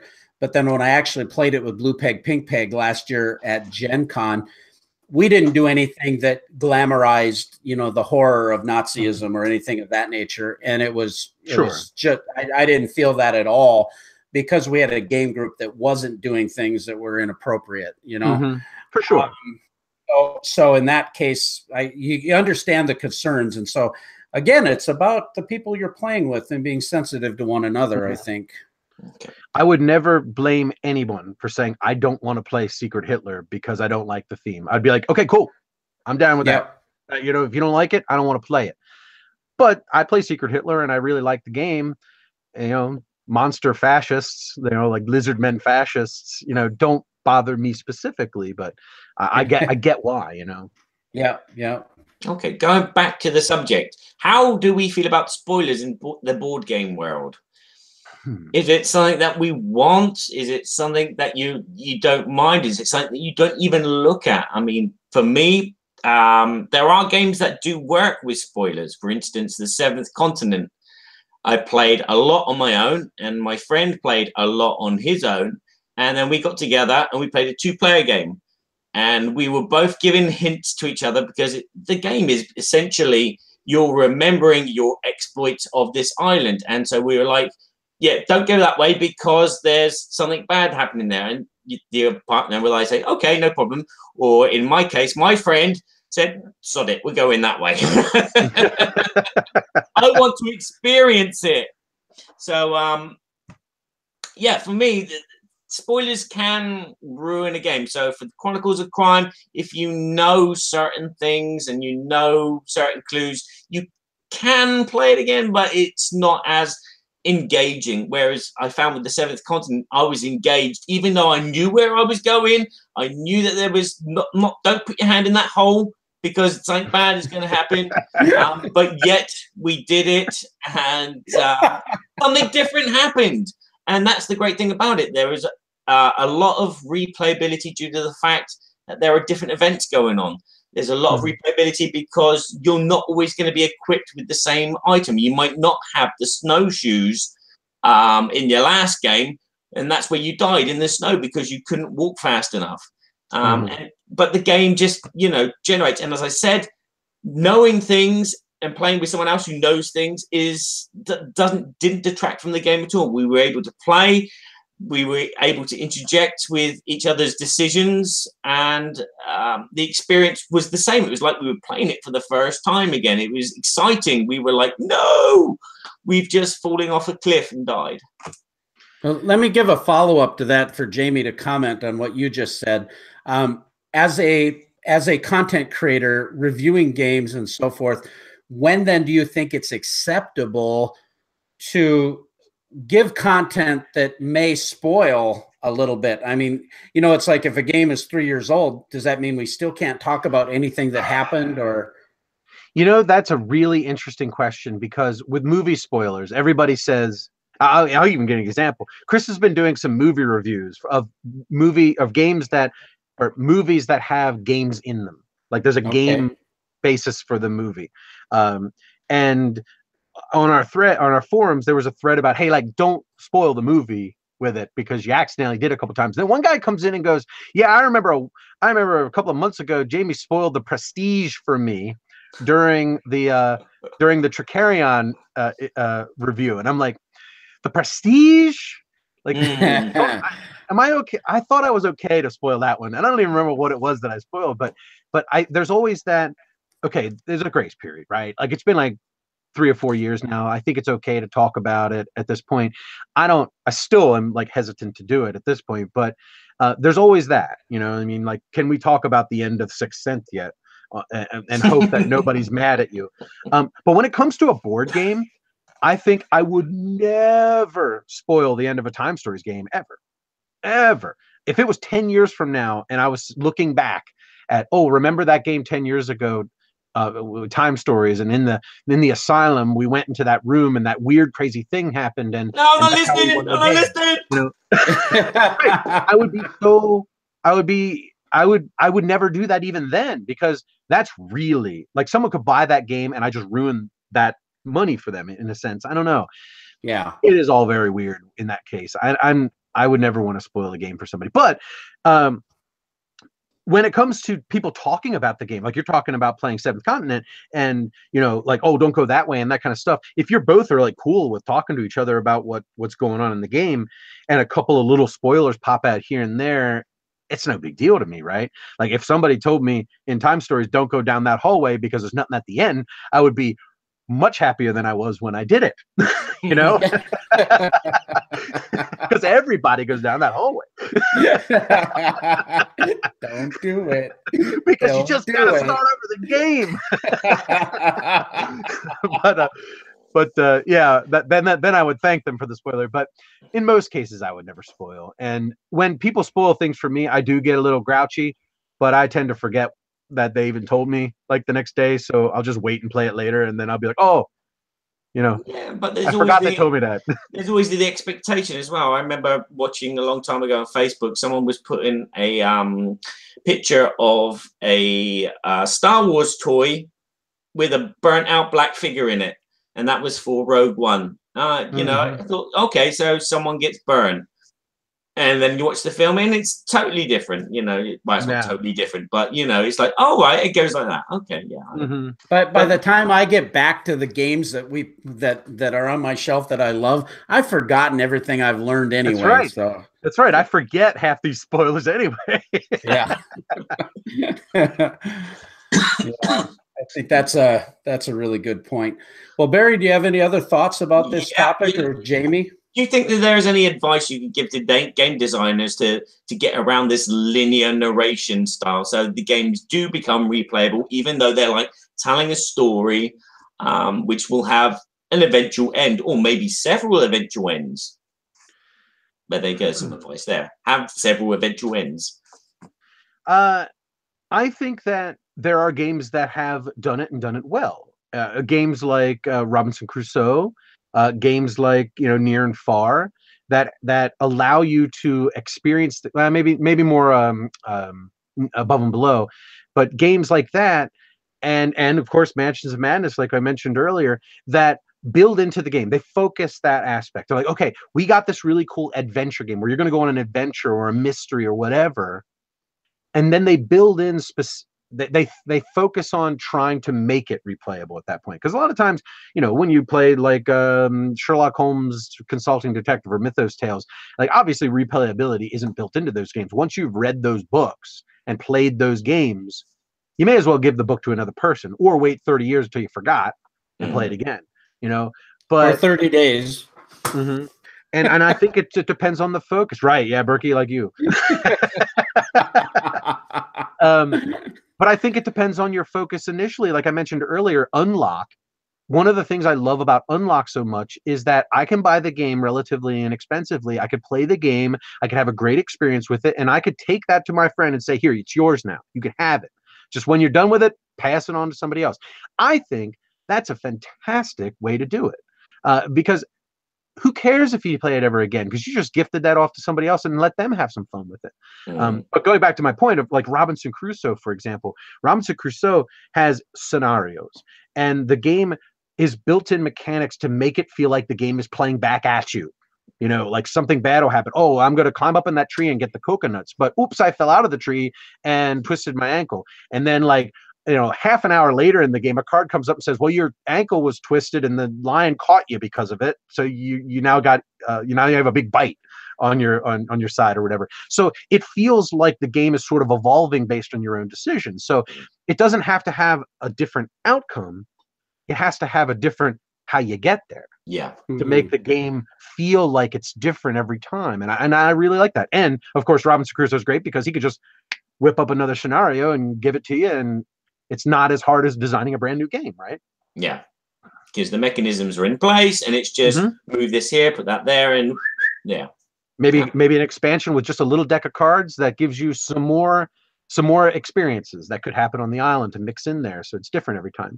There's a lot of little tiny things that can happen, but always the problem that comes into all of that stuff is when the publisher tries to make the money then, because you have to think about the business side of it. Is it going to sell having this little tiny deck of cards for $5? Does it make sense to do that, or make this big expansion or this other game or whatever? Right. So you have to figure that stuff into it too. Business always gets in the way of a good time.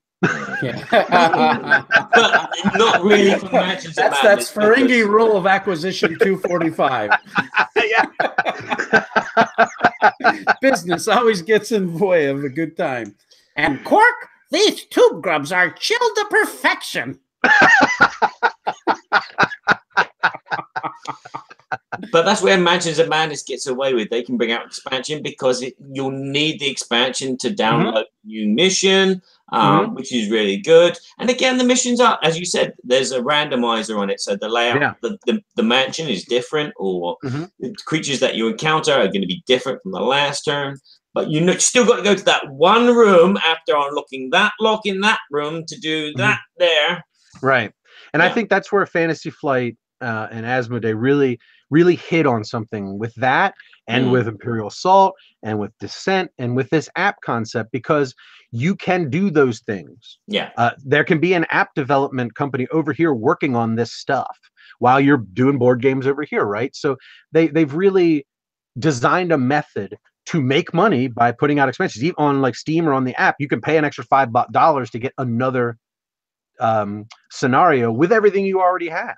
So you don't have to buy anything new. So it's a really low barrier of entry for a player to say, all right, $5 for another night of fun, I'll do it. I think they've built a really good infrastructure that's business and fun, right? Yeah. Yeah, absolutely. Well, thinking about I've got a little Steve joke for you, thinking about memory.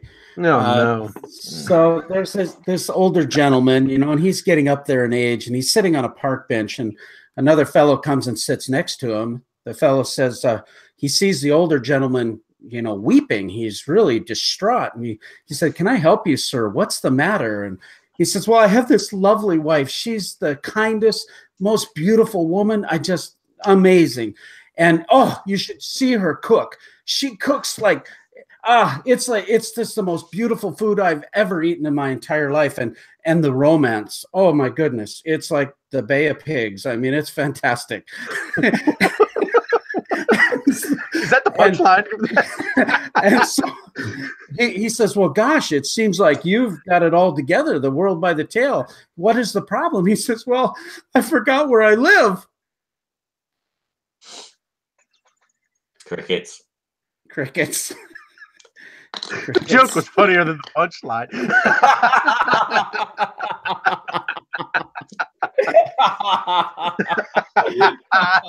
Well, I wanted to keep it in Steve's tradition. Okay. Yes. Well, with that, Barry, I think it's time for us to wrap up this show. I want to just give special thanks to Jamie Kegie. Man, thanks so much for joining the show and being with us. What a pleasure to get to know you and to have you on the show. We sure appreciate it. No need to thank me, because it was a pleasure. I had a great time this afternoon. Thank you guys for having me on the show. I loved it. Fun time. We're looking for a new partner. Drop your show. Come and join us. I got too much to do. Tell us a little bit where people can get a hold of you, Jamie, and what's going on. You have your Kickstarter running right now. Well, you can find us at thesecretcabal.com. You can also find our shows on iTunes, the Secret Cabal Gaming Podcast, and Lords of the Dungeon as well. If you want to get involved in the Kickstarter, we'd very much appreciate any support we could get. You can find that at Kickstarter. Just search The Secret Cabal. And also, if you go to thesecretcabal.com, you can click the big banner at the top. Takes you right over to Kickstarter. Fantastic. And as always, we want to thank our sponsors, Arcane Wonders, carrying the great line of Dice Tower Essential games, their new upcoming games, Senshi and Critical Mass. We also want to thank Academy Games and their new game, Agents of Mayhem, Pride of Babblot, and Babylon. And we also, Pride of Babblot, that'd be a good title. Pride of Babylon. Likewise, check out GameToppersLLC.com. And if you want to join our Facebook group called Game Toppers Nation, you can check us out there. And Barry, where can people find Berkey and Badger? Sorry, coughing fit.